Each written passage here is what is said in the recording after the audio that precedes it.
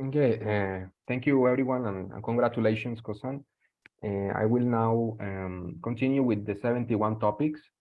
I want to proceed today with something that Sensei Yoshio reminded me of, because I talked about the 6 planes, but I didn't talk about the origin of the universe and how universes are emanated and destroyed, according to the Buddhist cosmology.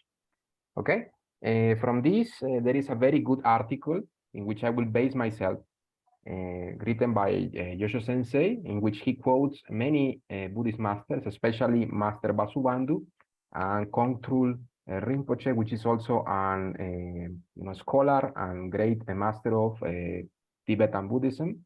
And of course, Vasubandhu is an Indian master, Bodhisattva Vasubandhu, is from Nalanda University. Okay, so according to Buddhism, of course, there is not a creator God. Okay, so I will try to answer 2 questions today. Last time I mentioned that according to the Buddhist cosmology and according to the Buddhist understanding, there is not a creator deity. And so that would be the extreme view of eternalism, which means that there is a creator God that creates the world and judges the world. This is not true. And the opposite would be nihilism, which would be the notion or the idea that that everything is matter, that there is nothing after death. There is nothing previous to this life and there is nothing beyond this life. That would be materialism, yes, or the extreme view of nihilism. So these 2 views, according to Buddha, the Buddha Dharma, are incorrect. Yes, they are wrong. Yes, and they're actually very harmful because the Buddha himself was against this in many sutras. Yes, and actually the correct view is that the origin of the universe is created by karma, by the individual and collective karma of a multitude of sentient beings that create a given universe.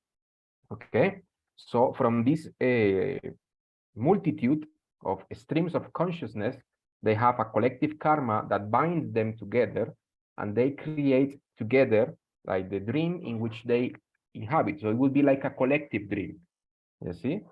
So there are different universes that have different laws of physics and different conditions because they are created by different karma. It's as simple as that, okay? So there are many universes, yes, infinite number of universes in the 10 directions, yes, and also in time, yes. So when one universe is emanated, another universe may be in the stage of destruction. So we will explain that today. But before that, I want to quote Shakyamuni Buddha.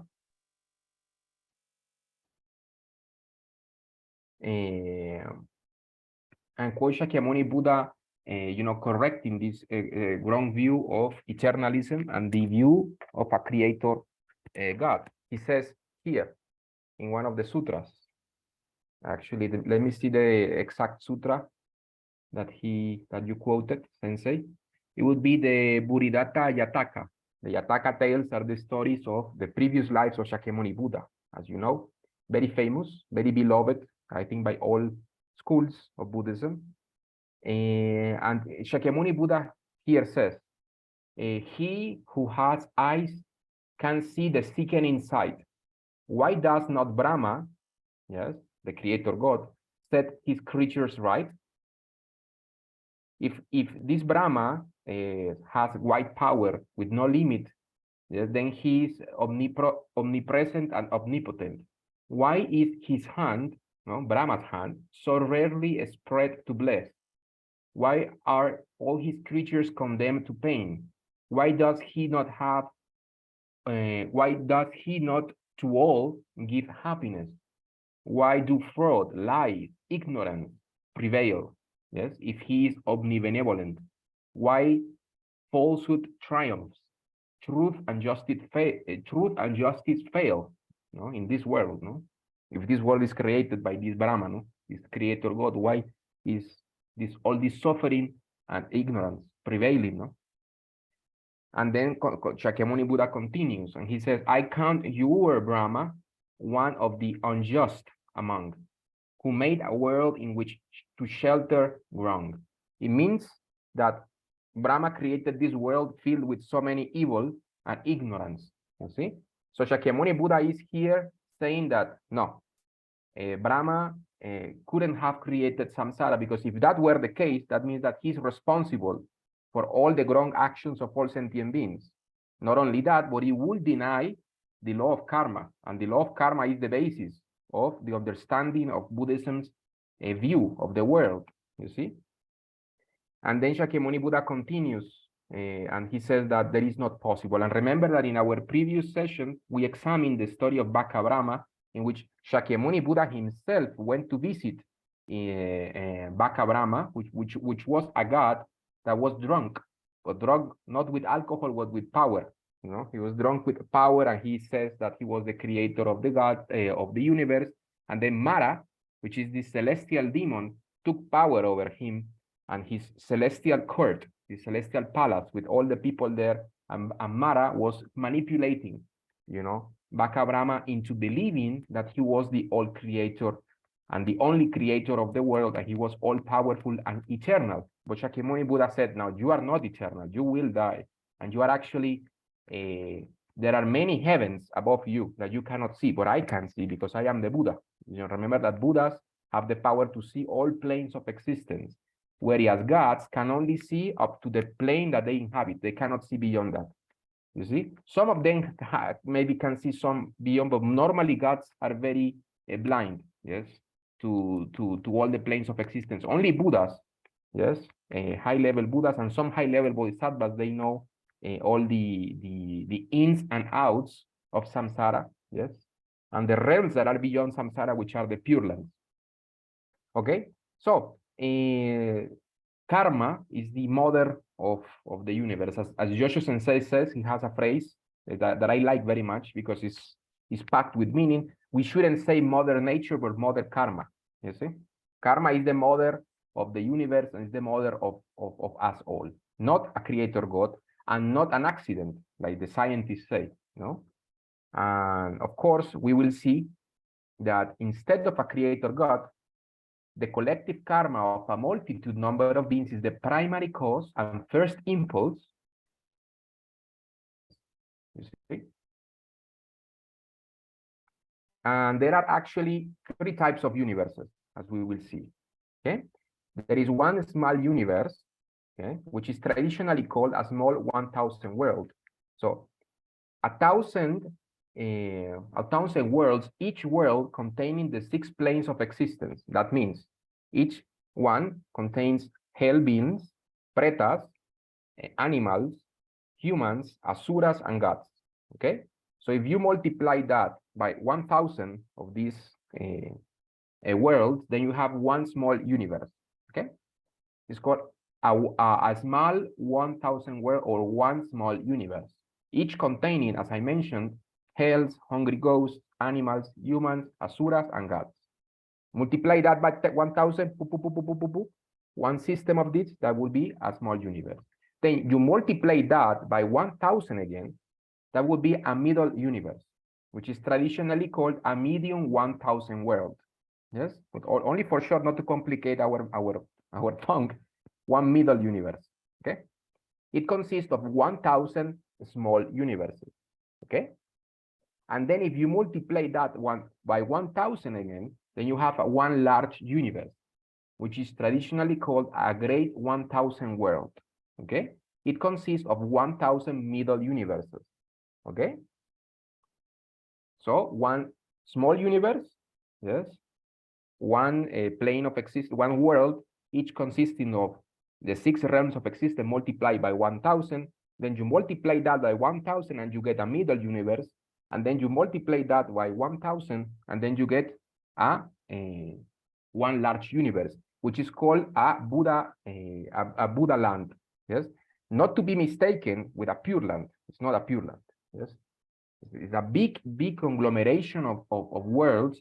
And the reason it's called the Buddha land is because one Buddha is in charge of the spiritual development or the spiritual salvation of that given universe. In this case, he's doing activities there. Activities for the benefit of sentient beings, and he takes charge. Yes. Okay. So one Buddha says to another Buddha, okay, you take care of that universe, I take care of this universe. And you took it, and then they have responsibility for that universe. That doesn't mean they created that. Okay. It means that they want to help beings in that particular world system. Yes. Our world system, or let's call it our samsaric neighborhood, is called saha. Yes, which is called endurance. That means that this is a very a world with heavy karma, very heavy karma. This is mentioned in the sutras many times.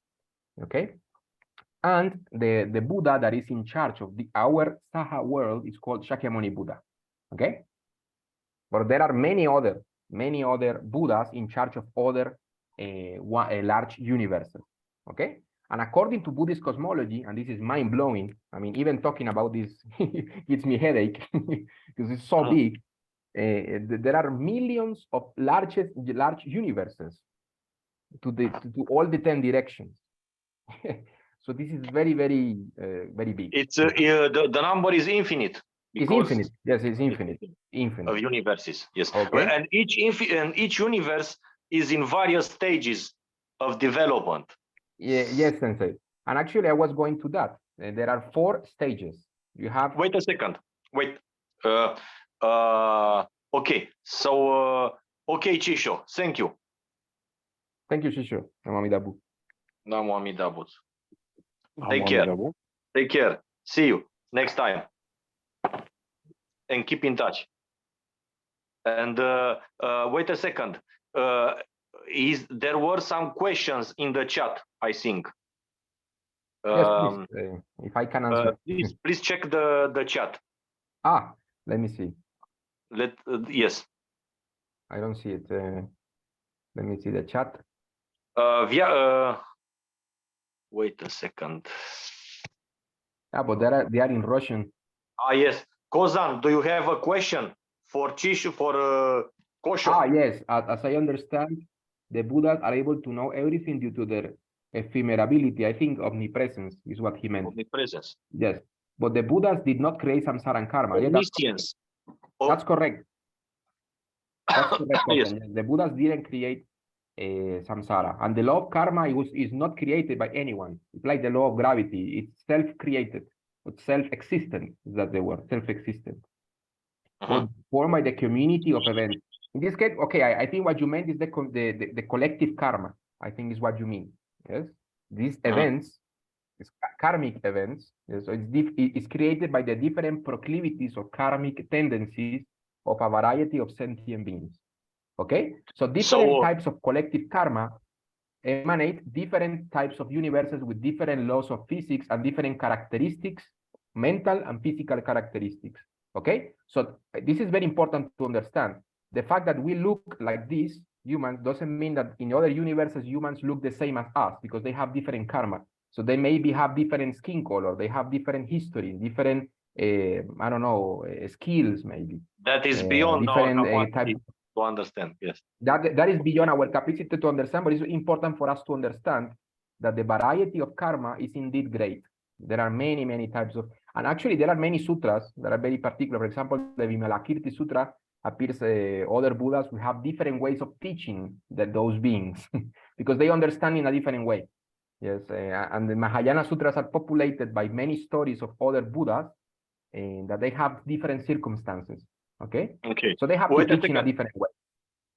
Kozan, do you have any question for Kosho?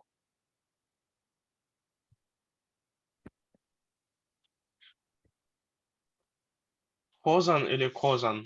Sorry. Kozan. This is your name, Kozan. Yes.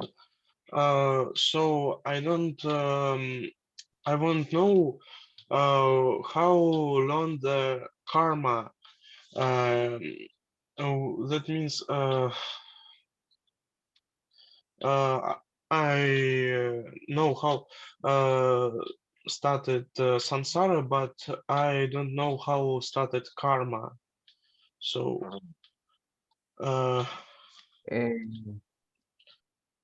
okay, if he wants to know if karma was created or something like that, please explain.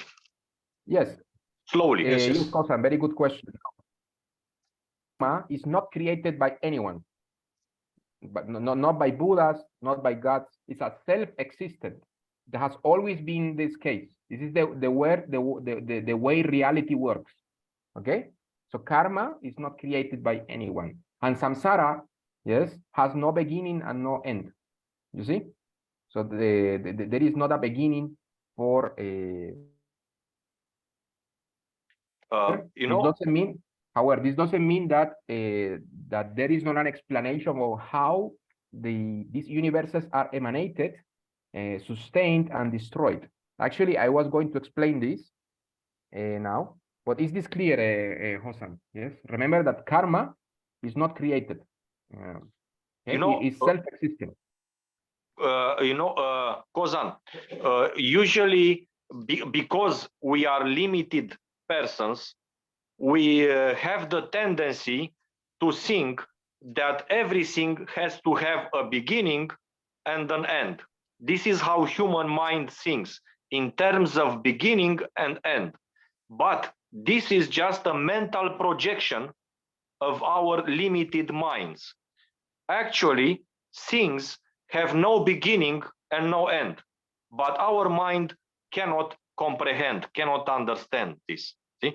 This is why we say when we speak about samsara, we say beginningless time and never-ending future.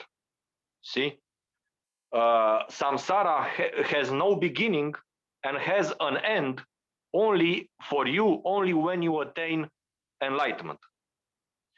Also, karma has no beginning, and karma, as Kosho said, is not created. It's a natural law. Something, for example, if you spit in the air, it will fall on your head. Say, foo, like this, it will fall on your head. That's normal. We don't have somebody who created this. It's a normal reaction. If you So it's like physics in our world. So physics not start beginning hasn't beginning. So it's like a physics in our world. You mean the law of physics? It's like the law, something like, yes, like a law of physics. Yes, something like that. If you piss against the wind, it will come back to you. If you spit in the air, if you'll fall on your head. It's natural. Okay? So please, Kosho, continue. Yes, thank you. Thank you very much, Sensei. Yes, that is indeed very clear. So as Yoshio Sensei was explaining, yes, these are natural occurrences or natural, let's say, propensities of events. Yes. In this case, and as Yoshio Sensei was mentioning, these samsaric worlds are emanated and destroyed, and that doesn't mean that they all are emanated at the same time. You see. So I don't know. So some universe may be in the stage of emanation, and the other universe may be in the state of destruction. Imagine like a pool, and there are different bubbles. Yes. So there is one bubble that is even popping up, and the other one is being destroyed. So it's natural. Yes. It's not the same for all the universes. Okay. So there are 4 stages. We have the period of formation, which is called in Sanskrit Vivarta Kalpa, formation or generation. Then we have the cycle or period of duration or existence. It's called in Sanskrit Vivarta Siddha Kalpa. Then we have the Kalpa or the period of destruction. It's called Samvarta Kalpa. And then we have the annihilation or vacuity. Yes, Samvarta Dida Kalpa. So this is the 4. So again, formation, duration, destruction, and annihilation. Yes, or vacuity. Each of these is composed of 20 intermediate kalpas. Yes, one kalpa, according to the sutras, is around in human years 4.2 billion years in our human years in this era. Yes, so each kalpa, but each of these cycles is composed of 20 kalpas. So 20, 20, 20, 20 will be 80 kalpas. You see. Okay, so one period of 80 kalpas is called a Maha Kalpa or Great Kalpa. Yes, So one universe goes through these different stages: 20 kalpas for formation, 20 kalpas of existence, 20 kalpas for destruction, and 20 for annihilation, in which there is nothing. You see? Okay. So then, when this happens, that doesn't mean that this game over. No, the bodies of sentient beings are destroyed and the universe is destroyed, but the karma of the mind is still there, and it needs to manifest. You see? So if there is still greed, if there is still hate, if there is still ignorance, then these three poisons and the collective karma of different mind streams will emanate a different universe. Okay, and then the cycle starts again. From the annihilation comes the formation, and then duration, and then destruction, and then annihilation. Is like a wheel. You see? That's why samsara is represented like a wheel, because it's like the wheel of a chariot. You see? Okay, it goes on and on and on and on. You see? So that's the reason, that's the explanation. Okay, and remember that each of these cycles lasts 20 kalpas. Okay. All right. So according to these to the explanations of the masters, yes, I'm following here the article. You see, a universe is emanated from the top down. Okay, so remember that we explained in our previous session that samsara has three planes of existence. You have arupa dhatu, rupa dhatu, and kama dhatu. Remember that arupa dhatu and rupa dhatu are inhabited only by gods, by high-level gods who know how to meditate to a high level in the mundane sense. And then kama dhatu is inhabited by the kama dhatu devas, along with the other sentient beings, humans, asuras, animals, pretas, and hell beings. You see? And when a universe is destroyed, the first plane of existence that is destroyed is the hell realms. Okay? And when a samsaric plane of existence is destroyed, then start the hells, then the pretas are destroyed, then the animals are destroyed, then the human beings, then the asuras, then the kama dhatu gods, then the rupa dhatu gods, and then finally the arupa dhatu gods are destroyed in succession. Okay, boom, boom, boom, boom, boom, boom, boom. Okay, and is destroyed first by fire, yes, up to the kama dhatu and up to the first heavens of the rupa dhatu. Then from the second dhyana is destroyed by water.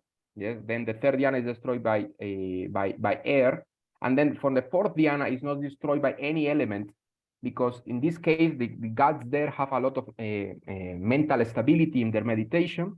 So it's not, it's only let's say it vanishes naturally.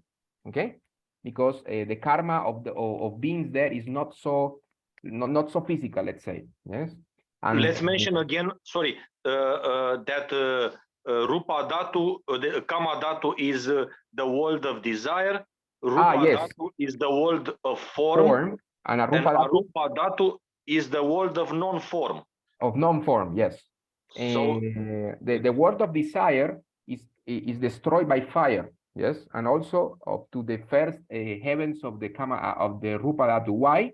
And this is an explanation that is very interesting. Actually, is destroyed by fire is because lust of desire is very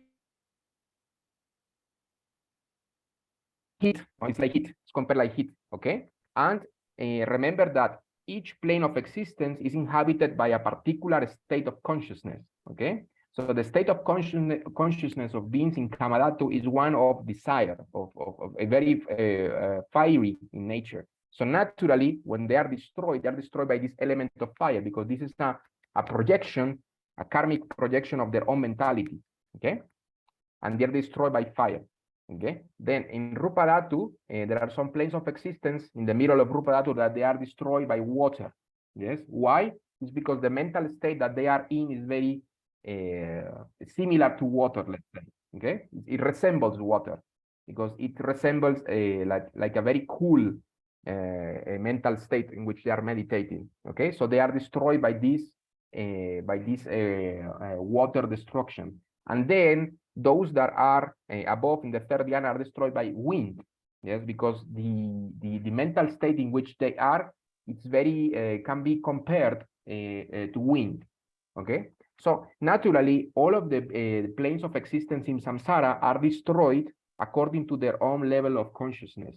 You know, Kamadhatu is destroyed by fire, yeah, and up to the first heavens of the world of form. Then some heavens are destroyed by water, some heavens are destroyed by wind, and finally, up to the fourth dhyana and the Arupa Dhatu, or the formless worlds, are not destroyed by the elements, but are only vanishes, you know, like a magical apparition. Why? It's because the karma of those beings is very ethereal, you know, because they are meditating to in very high levels, and they are not destroyed in the same way that Kamadhatu and Rupadhatu beings. Okay, but the rule of thumb, because I don't want to go into so much detail, because there are many things to talk about here. But the thing is that when a universe is destroyed, it's destroyed from the bottom to the top. Yes. First, the hell beings start to. There are no beings being reborn in hell. So when this happens, that doesn't mean that the beings that are supposed to be born in hell, they avoid their karmic recompense. No, they are born in other samsaric universe. Okay. Also so in hell. In another hell from another universe. Yes. Yes. Okay. But remember, if a hell is not available there, they go to another hell in another universe. But when the beings are not being reborn in hell, then the second stage of the third stage of destruction is started. Yes, and it lasts until the last gods are not able to be reborn in this universe. So let's call it that this universe is like out of service. It's not. It's like a building that is not functioning anymore. Okay, so no beings are reborn here. Okay. So that means, okay, so first Kamadhatu goes, yes, destroyed by fire, then the Rupadhatu by water, wind, then the Rupadhatu is destroyed, like it disappears like a magical apparition, and that's it. Okay. And then when a universe is emanated, it is not emanated from the hell, no, it's emanated from the Rupadhatu. Okay. Why? It's because according to the Buddha Dharma, the first beings that inhabit a given universe are the Rupadhatu beings. Then comes the Rupadhatu, okay? And then from Rupadhatu, Kamadhatu is emanated. And according to the sutras and shastras, our world actually comes from, or our Kamadhatu, sorry, our human world comes from the Rupadhatu, comes from one of the heavens of the second dhyana, of the heaven of limitless light. Yes. So according to this, our past, in our past, human beings were in a way better condition than nowadays.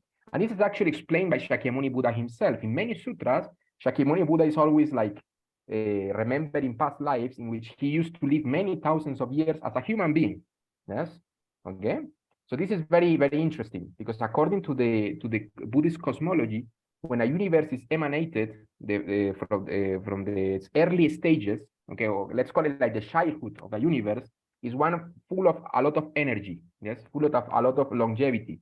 So all the gods and human beings and all of the beings there enjoy a very long life. Yes, okay. And when the kalpas of the generation of destruction are like very near, then the human life can diminish to 100 years, then up to 10 years. Okay, so in the future, according to the sutras, the human life will diminish. Yes, will diminish very greatly. In the past, it used to be very long, and this also applies for all the other planes of existence. Okay, so I was talking about the generation. So wait a second. I have an article on Amidaji website which is called "The Origin of Universe and Humans in the Buddhist Cosmology." That's a very interesting article. So when I will edit this video and post it on YouTube, I will place the link to this article. There you will see how Buddhism explains the apparition of human beings. Human actually appear from fallen gods, something like that. See, you will see there. Fallen gods, yes, from gods, gods that went here and they became attached to sensuality and attached to being in this kind of bodies. And actually, human beings in the past, they didn't have any gender. No, they didn't have any gender because they came from the Rupadhatu. And remember that Rupadhatu beings don't have genders. Okay, And when they came into contact with this location, let's call it, then they started to divide into genders. And now we have modern human beings that, with luck, we live up to 100 years. Because according to the Buddha Dharma, living 100 years in human life is very, very short. Human beings used to live way longer. And this is actually explained also in the larger sutra. Thousands of years. And actually, this is very... 80,000, yes. But yes, one point. 80. Yes, and actually this is explained also in the larger sutra by a question by Ananda, actually. And whenever I read this, yes, I feel that Ananda was very surprised, because Shakyamuni Buddha was talking, and he says, oh yes, you know, beings in the time of Dharmakara Bodhisattva, who would become Amida Buddha, they used to live 48 kalpas. So imagine that, and in that given universe, Dharmakara was a human. So Ananda was saying, oh, how many, how much did they live back there? And Shakyamuni Buddha answered, oh no, it's 48 kalpas. So that means that maybe, I don't know this for sure, but maybe this universe was in the early stages. Yes, okay, because Dharmakara Bodhisattva was living in a world where humans were very long-lived. They used to live a long time. Okay, but that only to summarize. So universes are destroyed from the hell realm up to the top, and are emanated the other way around from Arupalatu. When you say emanated, yes. Sorry, when you emanated means emanated. You want to point out that the universe is emanated from the collective karma. Sometimes it is used from the collective karma. Yes. This is why you say emanated. Sometimes various books use the term generated. So the stage of generation. Generate. Yes, generate. You use emanate. Yes. Okay. Yes. I mean, but generate, emanate. They are, of course, they are created not by God again, but they're created by the collective karma of a multitude of beings who have the karmic seeds in which to be born in certain karmic conditions, certain universe. And of course, as you explain in this great article, the universe have their own laws of physics. So the first karmic impulse generates the laws of physics for a particular universe. Okay. And of course, different universes have different laws of physics and different material and mental conditions according to the karma that generated or that gave that universe the first impulse for being generated. Okay. No, wait a second. I think you explained a lot enough about this. If you guys, Joshin, Hozan, also have any question or you want to add something, there were many technical explanations here. Many technical explanations. This is a very long article, so I didn't know what to explain because there's so many.